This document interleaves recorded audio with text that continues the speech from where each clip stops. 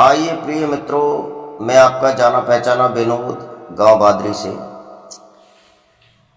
और आपके लिए आज बहुत अच्छी कहानी लेकर के आए हैं जो ज्ञान से भरपूर है।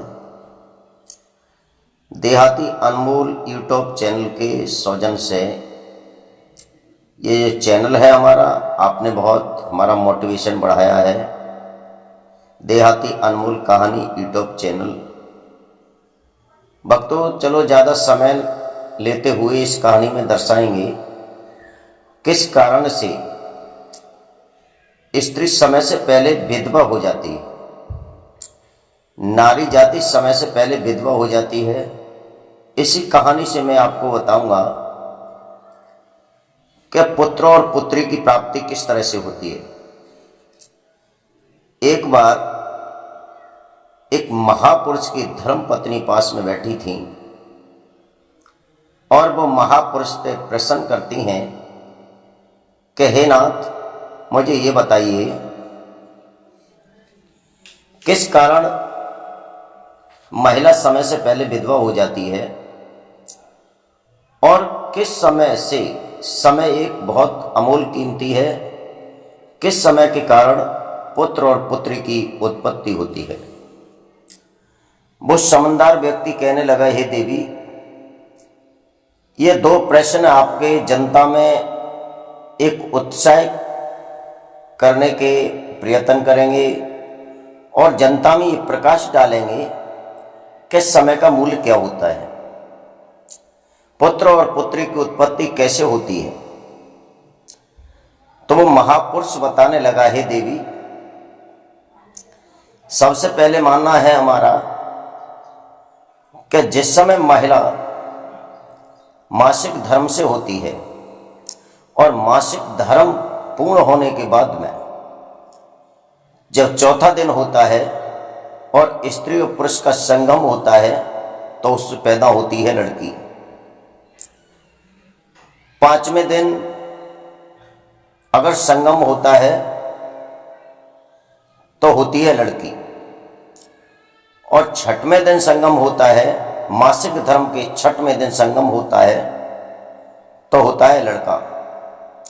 सातवें दिन अगर स्त्री और पुरुष का संगम होता है तो होती है अधम कन्या, और 10वें दिन जाकर के स्त्री और पुरुष का संगम होता है तो उससे होता है बहुत बुद्धिमान पुत्र पैदा, जिसके हाथ में सूर्य रेखा होती है, और सूर्य रेखा बताते हैं राजा बनाती है, और ज्ञान से परिपूर्ण पुत्र पैदा होता है। स्त्री और पुरुष का 10वें दिन संगम होता है। ये बताते हुए वो महापुरुष कहने लगा, हे देवी, ये आपका पहला प्रश्न है, और दूसरे प्रश्न की तरफ आपका नजर मोड़ता हूं। जो स्त्री सुबह जग करके,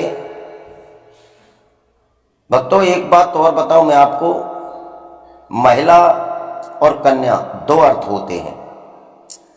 महिला कन्या के दो अक्षर होते हैं। कन्या तो उसे कहते हैं जिसकी शादी नहीं होती, और महिला उसे कहते हैं 12 वर्ष अपने जीवन को व्यतीत करने के बाद में 13वीं और 14वीं वर्ष में जाकर के कन्या जाती है, 14-15 वर्ष में जाती है तो उसे कहते हैं महिला। शादी होने के बाद में उसके नाम के आगे पीछे लगा दिया जाता है श्रीमती और देवी, यानी कोई नाम लिखते हैं तो सबसे पहले लिखते हैं श्रीमती और उसका बीच में नाम लगा करके बाद में लिखते हैं देवी। ये सब कन्या के नाम के आगे नहीं होता, कन्या के नाम पर होता है कुमारी और लड़की का नाम होता है। तो मेरे कहने का यह अर्थ है कि जब महिला, उसकी लड़की की शादी हो जाती है, कन्या की शादी हो जाती है, तो वो हो जाती है देवी। और जो देवी अपने ही पति का तिरस्कार करती है समय समय पे। पहले तो मैं ये लक्षण बताना चाहता हूं शुभ नारी के।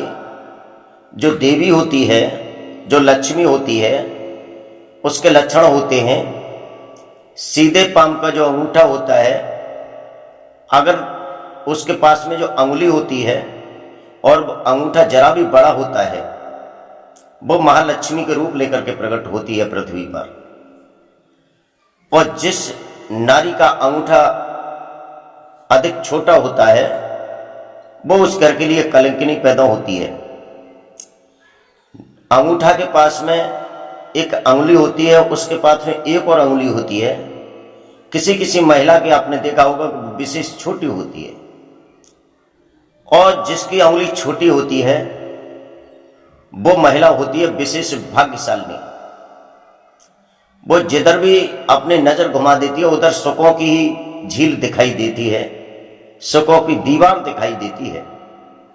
उसके बाद में एक और अंगुली होती है, वो और छोटी होती है। छोटी तो सभी होती हैं, एक के बाद में एक, एक के बाद में, लेकिन ज्यादा छोटी वो औरत होती है, वो महिला होती है विशेष दुखों के कारण। उसके जीवन में दुख ही दुख होते हैं। अब आते हैं दाहिने पैर की वही अंगुली जो सबसे लास्ट में आती है। वो अंगुली अगर अधिक बड़ी है, जो दो अंगुली हैं एक बराबर की होती हैं, वो स्त्री होती है बांझ, कभी पुत्र पैदा नहीं कर सकती। ये नारी के लक्षण होते हैं। इन्हीं लक्षणों के साथ में जो स्त्री सुबह जग करके पृथ्वी पर पैर बाद में रखेगी, पहले पृथ्वी माता को चरण स्पर्श करेगी और पृथ्वी माता की चरण छूने के बाद में दोनों हाथों के अपनी आंखों पर रखेगी, उनके दर्शन करेगी। उसके बाद में अपने पति का चेहरा देखेगी। उसके बाद में चरण स्पर्श करेगी, और चरण स्पर्श करने बाद में जिन नारी के घर में ससुर और सास हैं उनके चरण स्पर्श करेगी। वो नारी होती है विशेष भाग्यशालिनी और महाशक्ति।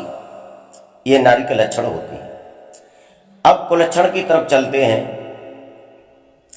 जिस नारी का अंगूठा चौड़ा होता है और उस अंगूठा में सफेद दाग होते हैं, वो औरत कुलक्षणी होती है, कुल की नाक काटने वाली होती है। जो माता पिता ने किस तरह से अपनी पुत्री को पाल पोस के बड़ा करते हैं, उनकी सब अरमानों को विनाश की तरफ ले जाती है।